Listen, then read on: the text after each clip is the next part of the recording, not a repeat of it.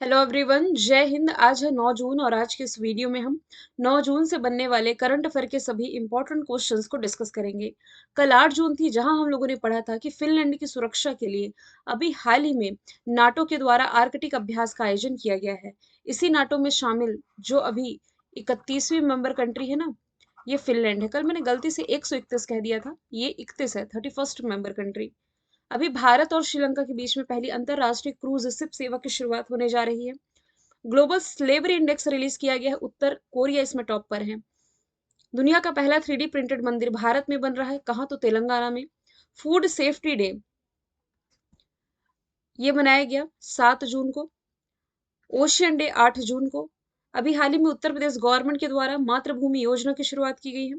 Project Kuber ये SBI ने launch किया है। हु किल्ड मूसेवाला ये किताब लिखी है जुपिंदर जीत सिंह ने। डब्ल्यूएमओ की पहली महिला महासचिव ये बनी है सेलेस्टे साउलो। ठीक है, ये सभी क्वेश्चंस ऑलरेडी हम लोगों ने कल डिस्कस कर लिए थे। शुरू करते हैं आज का हमारा पहला सवाल। हाल ही में आईक्यूआर द्वारा जारी जो आंकड़े हैं, इसके अनुसार दुनिया के टॉप 10 पॉल्यूटेड सिटी में टॉप पर कौन है? यानी कि दुनिया में सबसे ज्यादा पॉल्यूशन यदि किसी शहर में बताया गया है तो यह लाहौर। लाहौर है कहाँ? पाकिस्तान में। जैसे ये इंडिया का नक्शा है, इंडिया के कंधे पर इधर इधर बैठा हुआ है पाकिस्तान। रेड क्लिफ लाइन के माध्यम से अलग होता है, इतना तो आप लोगों को मालूम है। और एक सेकंड रुके,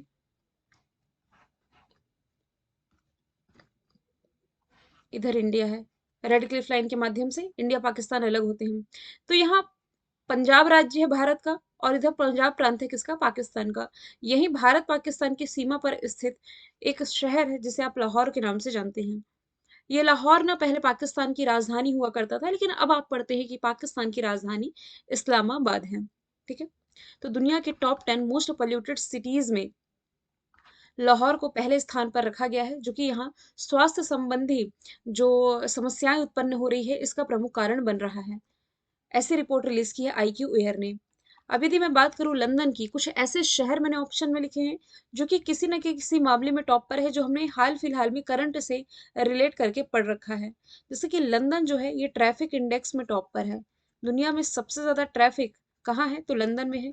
भारत की तरफ से, या यदि हम कहें लंदन के बाद दूसरा ऐसा कौन सा शहर है जहां सबसे ज्यादा ट्रैफिक है, तो ये दूसरे स्थान पर बैंगलोर है पूरी दुनिया में। भारत की तरफ से पहला बैंगलोर है। वीना ये दुनिया की मोस्ट लिवेबल सिटी है, दुनिया की सबसे रहने योग्य शहर। जबकि भारत में जो सबसे रहने योग्य शहर है ये बैंगलोर बना है। कोपेनहेगन ये है डेनमार्क की कैपिटल।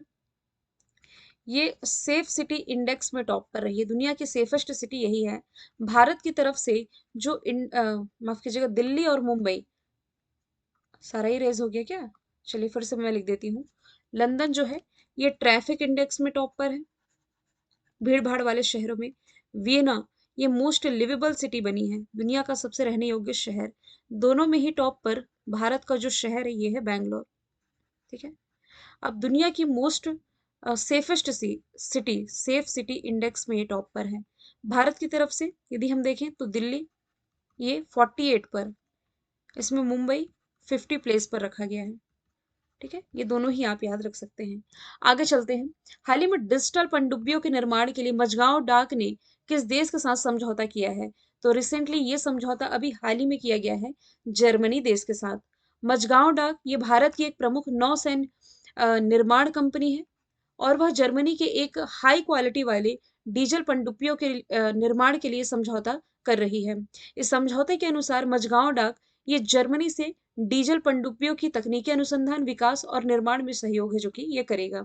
जर्मनी की यदि हम लोकेशन देखें तो यहाँ पर मैंने यूरोप महाद्वीप का नक्शा ऐड किया है, यही आप देख सकते हैं जर्मनी, जिसकी कैपिटल बर्लिन, करेंसी यूरो है। हाइड्रोजन से चलने वाली दुनिया की पहली ट्रेन ये जर्मनी ने ही लॉन्च की थी। और इसके अलावा हाइड्रोजन टास्क फोर्स का भी गठन जो है भारत ने जर्मनी के साथ ही कर रखा है। इसके अलावा जर्मनी से आप क्या रिलेट करते हैं? भाई ब्लैक फॉरेस्ट ये जर्मनी में ही है। जर्मनी की पूर्व चांसलर जो थी ना, एंजेला मर्केल, इन्हें यूनेस्को पीस प्राइज से और रिसेंटली जर्मनी के हाईएस्ट सिविलियन ऑनर से सम्मानित है, जो कि यह किया गया है। डेनमार्क के सहयोग से भारत में पहला ऊर्जा द्वीप तमिलनाडु में बनने जा रहा है। जापान के सहयोग से भारत में पहली बुलेट ट्रेन अहमदाबाद से मुंबई के बीच चलने जा रही है। और भारत नेपाल को किस लिए हेल्प कर रहा है? यहाँ जो हाइड्रो पावर प्रोजेक्ट बन रहा है ना, इसके लिए, क्योंकि अभी नेपाल के प्राइम मिनिस्टर पुष्प कमल भारत के दौरे पर रहे थे। आगे चलते हैं। हाल ही में विश्व बैंक ने FY 2024, अब ये FY क्या है? एफ से फाइनेंशियल, वाई से ईयर, फाइनेंशियल ईयर या इसे आप कह सकते हैं वित्तीय वर्ष 2024 के लिए भारत की जो जीडीपी वृद्धि है, ये कितने प्रतिशत रहने का अनुमान लगाया है? 6.3%। इसके पहले जनवरी में जो रिपोर्ट आई थी तो IMF ने कहा था कि भारत की अनुमानित वृद्धि दर 6.1% रहेगी। अभी वर्ल्ड बैंक का कहना है कि 6.3% ये भारत की फाइनेंशियल ईयर 2024 में ये अनुमानित वृद्धि दर रहेगी। वर्ल्ड बैंक के बारे में यदि हम बात करें, ये बैंकों का बैंक वर्ल्ड बैंक, वैसे स्थापना ना इसकी हुई थी 1944 1944 में, लेकिन ये एक्टिव है 1945 से। वॉशिंगटन डीसी में हेडक्वार्टर है, हालांकि वॉशिंगटन डीसी में IMF का भी हेडक्वार्टर है और ये पोटोमेक नदी के किनारे है। अजय बंगा की यदि मैं बात करूं तो ये रिसेंटली वर्ल्ड बैंक के अध्यक्ष है जो कि ये बनाए गए हैं। अच्छा, वर्ल्ड बैंक में जो मुख्य अर्थशास्त्री है, चीफ इकोनॉमिस्ट ऑफिसर, जिनकी नियुक्ति की गई है, ये एग्जाम का पार्ट बन चुका है इसलिए बता रही हूँ, ये हो जाएंगे इंदर मिट गिल। आगे चलते हैं। संयुक्त राष्ट्र सुरक्षा परिषद में कितने अस्थायी अभी रिसेंटली चुने गए हैं? तो रिसेंटली 5 अस्थायी सदस्य देश इसमें चुने गए हैं। देखिए, इसके बारे में यदि मैं बात करूं तो यूनाइटेड नेशंस के का ही भाग है यूनाइटेड नेशन जनरल असेंबली। इसके 6 भाग होते हैं, जिसमें कि यूनाइटेड नेशन सिक्योरिटी काउंसिल भी महत्वपूर्ण है। इसमें ना 5 होते हैं परमानेंट मेंबर, यानी कि 5 स्थायी देश होते हैं और इसी से एग्जाम में सवाल बनता है, ऑप्शन दे करके पूछ लिया जाएगा इनमें से कौन यूनाइटेड नेशन सिक्योरिटी काउंसिल का परमानेंट मेंबर नहीं है। तो मैं लिख देती हूँ, यूके है, USA है, चाइना है, रशिया है और फ्रांस, ये इसमें परमानेंट मेंबर कंट्री है। यदि मैं बात करूं भारत की, भारत क्या है? परमानेंट नहीं है, भारत इसमें अस्थायी रूप से शामिल है। जो अस्थायी सदस्य होते हैं ना, तो 2 साल के लिए चुने जाते हैं, जो बाकी जो परमानेंट है वो तो है ही। अभी जिन 5 अस्थायी सदस्यों का नाम सामने आया है, इसमें अल्जीरिया है, गुयाना है, कोरिया गणराज्य है, सिएरा लियोन है और इसमें स्लोवेनिया का नाम है। ठीक है। अंतरराष्ट्रीय शांति और सुरक्षा बनाए रखने के लिए ये प्रमुख संगठन है, यूनाइटेड नेशंस का ही एक भाग है। यूनाइटेड नेशंस जिसकी स्थापना 24 अक्टूबर 1945 में की गई, न्यूयॉर्क में हेडक्वार्टर है और एंटोनियो गुटरस यूनाइटेड नेशंस के वर्तमान में अध्यक्ष हैं, जो कि पुर्तगाल से बिलोंग करते हैं। आगे चलते हैं। विश्व पर्यावरण दिवस के मौके पर प्रधानमंत्री नरेंद्र मोदी ने रामसर स्थलों के संरक्षण के लिए किस परियोजना की शुरुआत की है? तो recently prime minister Narendra Modi ने अमृत धरोहर योजना की शुरुआत की है। एक चीज आप याद रखिए, अभी मैं क्वेश्चन 5 और 6 में जिन योजनाओं के बारे में बताने जा रही हूँ वो इंपॉर्टेंट है, ध्यान से देखेंगे, क्योंकि इन योजनाओं की घोषणा है जो अभी इस साल जो बजट पेश किया गया उसमें की गई थी। तो रामसर संरक्षण स्थलों के संरक्षण, आर्द्र भूमियों के संरक्षण के लिए, देखिए आर्द्र भूमि होती क्या है? जल और थल के बीच का दलदला क्षेत्र जो कि जैव विविधता यानी कि बायोडाइवर्सिटी के पॉइंट ऑफ व्यू से इंपॉर्टेंट होता है, उसे हम आर्द्र भूमि कहते हैं। और ऐसी आर्द्र भूमियों के संरक्षण के लिए इसे रामसर स्थल में शामिल कर लिया जाता है ना। तो इसके लिए, इसके संरक्षण के लिए अमृत धरोहर योजना की शुरुआत की गई है। अमृत धरोहर योजना झीलों के महत्व और उनके संरक्षण पर जोर देती है। इसका पर्पस है प्रदूषण, अतिक्रमण और जलवायु परिवर्तन जैसे विभिन्न मुद्दों के कारण खतरे में पड़ रहे भारत की जो आर्द्र भूमि है, इसकी रक्षा और इसका कंजर्वेशन यानी कि संरक्षण इसका किया जा सके। यदि मैं बात करूं आर्द्र भूमि की, तो इससे रिलेट करके आप महत्वपूर्ण दिवस याद रख सकते हैं। आर्द्र भूमि दिवस ये मनाया कब जाता है? तो 2 फरवरी को ये मनाया जाता है। आप लोग गूगल करेंगे और कमेंट बॉक्स में मुझे ये बताएंगे कि इस बार जो विश्व आर्द्र भूमि दिवस मनाया गया, इस बार की थीम क्या थी। जब तक अभी मैं आप लोगों को ये बता देती हूँ, अभी 3 दिन पहले मैंने आपको जो विश्व पर्यावरण दिवस पढ़ाया है, वर्ल्ड एनवायरनमेंट डे, इसमें मतलब 5 जून को ये मनाया जाता है। इस बार की थीम क्या बताई है मैंने? थीम है हैशटैग बीट प्लास्टिक पॉल्यूशन। आगे चलते हैं, इसके पहले अदर ऑप्शंस को डिस्कस कर लें। स्वनिधि, स्वनिधि यानी कि रेहड़ी मजदूरों को फाइनेंशियल हेल्प देने के लिए स्ट्रीट वेंडर आत्मनिर्भर निधि योजना, ये स्वनिधि की फुल फॉर्म है। इसकी शुरुआत की गई थी लॉकडाउन के टाइम में। किसान सम्मान निधि योजना, किसानों को फाइनेंशियल हेल्प देने के लिए 24 फरवरी 2019 को ये योजना शुरू हुई थी। अभी इसके कितने 5 साल पूरे हो गए हैं। उज्ज्वला योजना की शुरुआत वैसे 2016 में की गई थी, उत्तर प्रदेश के बलिया से LPG कनेक्शन प्रोवाइड कराने के लिए ये योजना थी और फिर 2021 में इसका सेकेंड एडिशन लॉन्च किया गया उत्तर प्रदेश के महोबा से। आगे चलते हैं। विश्व पर्यावरण दिवस पर प्रधानमंत्री नरेंद्र मोदी ने भारत के समुद्र तट पर मैंग्रोव वृक्षारोपण की सुविधा प्रोवाइड कराने के लिए किस योजना की शुरुआत की? जैसे मैंने कहा, क्वेश्चन 5 और 6 ये आप ध्यान से पढ़ेंगे क्योंकि बजट में इसका उल्लेख था। एक तो हो गई अमृत धरोहर योजना। अब इसका जो आंसर है ये है मिष्टी योजना। 2 योजना हो गई अमृत धरोहर, मिष्टी, और इसमें जो तीसरी योजना जो अभी मैंने मेंशन नहीं की है, इसका नाम है पीएम प्रणाम योजना। इसकी भी फुल फॉर्म बनती है। मैं शॉर्ट में बता देती हूँ किस लिए ये योजना थी। कम से कम उर्वरकों का इस्तेमाल किया जाए इसके लिए ये योजना थी पीएम प्रणाम योजना। बाकी मिष्टी के बारे में बता देती हूँ। मिष्टी योजना जिसकी फुल फॉर्म बनती है mangrove initiative for shoreline habitats and tangible incomes. इसका पर्पस है कि भारत में मैंग्रोव पारिस्थितिकी तंत्र को बहाल किया जा सके और उनकी रक्षा किया जा सके। मैंग्रोव समुद्र के बढ़ते स्तर और तटीय क्षेत्रों में, जो भारत के तटीय क्षेत्र है ना, यहाँ चक्रवात चक्रवात से जो प्रभावित होता है क्षेत्र, तो ऐसे खतरों को कम करने के लिए महत्वपूर्ण भूमिका निभाते हैं। इसलिए इनके अम, रक्षा के लिए इसे मतलब ये इनिशिएटिव है जो कि शुरुआत की गई है अभी रिसेंटली विश्व पर्यावरण दिवस के मौके पर। अभी यदि मैं बात करूं अदर ऑप्शन की, विलेज वाइब्रेंट प्रोग्राम, इसकी शुरुआत ना अरुणाचल प्रदेश में रिसेंटली की गई थी, रक्षा मंत्री राजनाथ सिंह के द्वारा, माफ कीजिएगा अमित शाह जी के द्वारा की गई थी। तो विलेज वाइब्रेंट प्रोग्राम इसकी शुरुआत अरुणाचल प्रदेश से हुई थी, जो भारत के उत्तर पूर्वी क्षेत्र है ना, इसके डेवलपमेंट के लिए। अमृत धरोहर योजना हम डिस्कस कर चुके।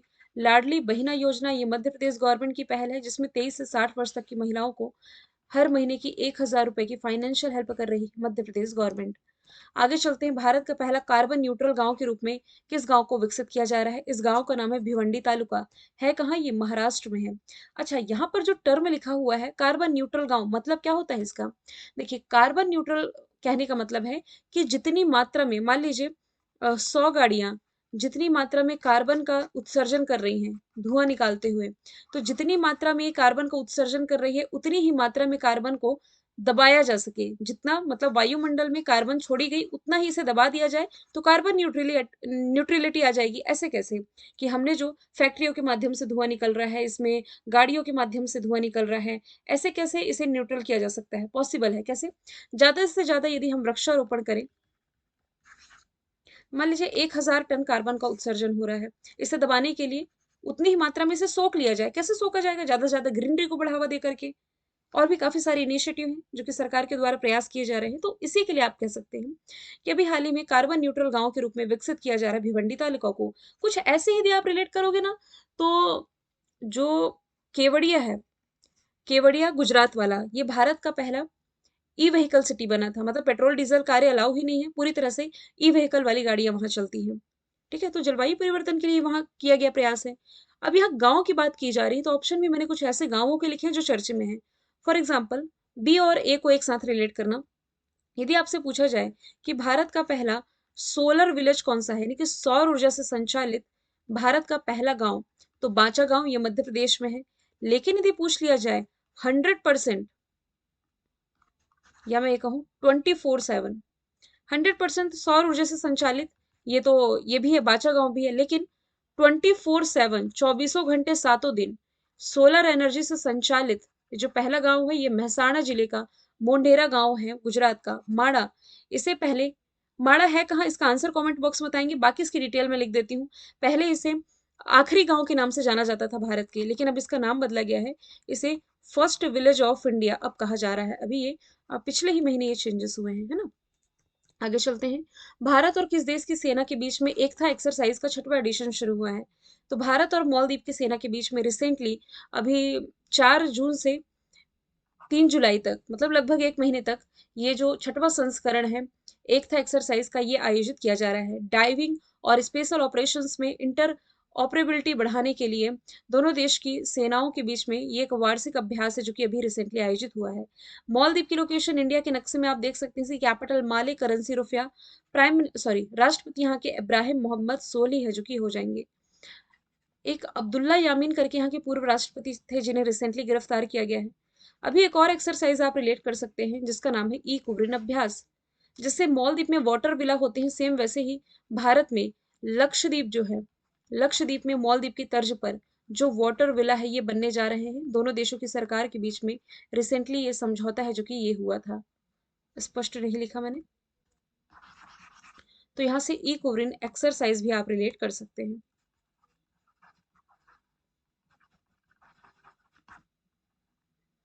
ठीक है, ये डन। अब यदि हम अदर ऑप्शन की बात करें तो कोंकण एक्सरसाइज, अजय वॉरियर, ये दोनों आपने कहाँ से याद रखी? भारत की ब्रिटेन के साथ होने वाली एक्सरसाइज है। जापान के साथ एक तो वीर गार्जियन, वीर गार्जियन के अलावा धर्म गार्जियन, इसके अलावा शिन्यू मैत्री, और एक जिमैक्स एक्सरसाइज है। श्रीलंका के साथ मित्र शक्ति, यदि मैत्री लिखा है तो वो थाईलैंड के साथ है। मित्र शक्ति और सिलेनेक्स, ये भारत की जापान के साथ है। हाल ही में किस देश ने एक दशक में यानी कि 10 साल में अपनी उच्चतम मासिक मुद्रास्फीति, शॉर्ट में यदि मैं कहूँ कि पिछले 10 साल में सबसे ज्यादा महंगाई किस देश में दर्ज की गई है रिसेंटली? बांग्लादेश में दर्ज की गई। अभी मई के महीने में यहाँ मुद्रास्फीति यानी कि महंगाई 9.94% है जो कि रही थी। बांग्लादेश कैपिटल ढाका, करेंसी टका, प्राइम मिनिस्टर शेख हसीना, राष्ट्रपति साहबुद्दीन चुप्पू बने हैं। संप्रति एक्सरसाइज रिलेट करें तो भारत और बांग्लादेश के बीच होती है। यह ना अभी क्या मैंने बताया था, मैत्री पाइपलाइन प्रोजेक्ट तो आपको याद ही है। 6 दिसंबर को मैत्री दिवस मनाया जाता है भारत और बांग्लादेश के संबंधों को चिन्हित करने के लिए। यहाँ चटगांव पोर्ट है जिसे आप चट्टोग्राम पोर्ट के नाम से भी जानते हैं। चटगांव पोर्ट के इस्तेमाल को लेकर के अभी हाल ही में बांग्लादेश सरकार ने मंजूरी दी। इसके अलावा भारत और बांग्लादेश के बीच में ऐतिहासिक कुसियारा नदी को लेकर के समझौता है जो कि ये किया गया है। अदर ऑप्शन की बात करूं तो भारत नेपाल के बीच में हाइड्रो पावर प्रोजेक्ट को लेकर के एक डील हुई है, क्योंकि यहाँ के जो प्राइम मिनिस्टर थे पुष्प कमल भारत के दौरे पर थे। मैंने बताया भी था आप लोगों को। अभी भारत श्रीलंका के बीच में पहली अंतर्राष्ट्रीय क्रूज सर्विस की शुरुआत की जाएगी, कल मैंने बताया है। और भारत ने म्यांमार को हेल्प करने के लिए अभी रिसेंटली ऑपरेशन करुणा की शुरुआत की थी, क्योंकि म्यांमार ना अभी ऑपरेशन नहीं, ये चक्रवात मोचा से प्रभावित हुआ था। ब्रेन ट्यूमर डे कब मनाया जाता है? तो ये हर साल मनाया जाता है 8 जून को। ब्रेन ट्यूमर के बारे में लोगों में अवेयरनेस फैलाने के लिए और इसके बारे में लोगों को शिक्षित करने के लिए ये मनाया जाता है। हर साल यदि देखा जाए तो ब्रेन ट्यूमर के लगभग 40,000 नए मामले ये भारत में पाए जाते हैं। ठीक है, 8 जून 2000 को जर्मन ब्रेन ट्यूमर एसोसिएशन ने इस दिवस को मनाए जाने की शुरुआत है जो कि ये की थी। 3 जून को विश्व साइकिल दिवस मनाया गया। पर्यावरण दिवस मनाया गया है 5 जून को। 7 जून को फूड सेफ्टी डे है जो कि ये मनाया गया है। आगे चलते हैं, मैंने कल आपसे पूछा था संयुक्त राष्ट्र जनरल असेंबली के 78वें अध्यक्ष डेनिस फ्रांसिस है।